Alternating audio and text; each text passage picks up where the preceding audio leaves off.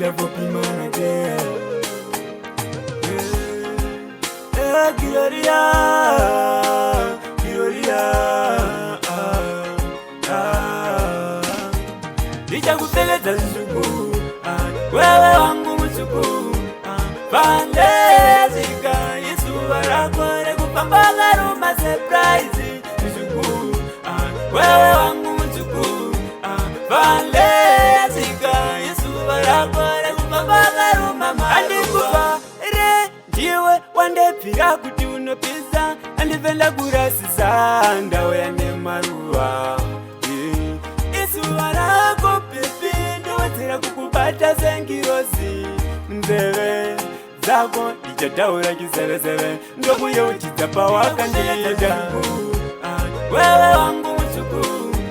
Pandezika, Yesu barakore kupambaga ruma surprise. Mchuku, wewe wangu mchuku.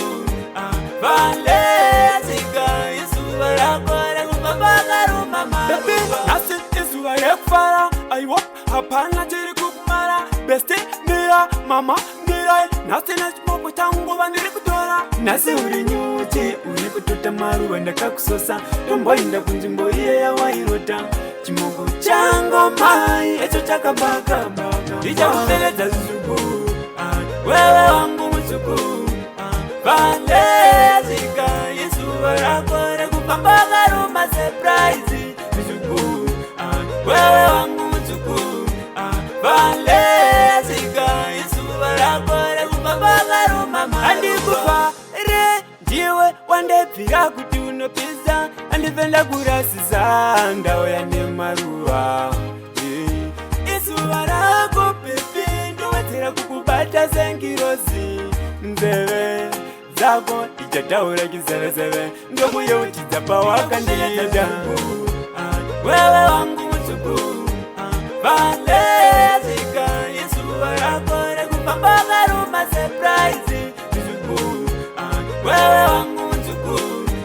Pandezika, Yesu barakore kupambaga ruma maruwa. Nasi Yesu barekufara aiwa hapana chiri kukumara. Besti mira mama mira nasi nechimopo changu bandiri kutora. Nasi uri nyuti uri kututa maruwa ndakakusosa. Tombo inda kunjimbo iye ya wairota.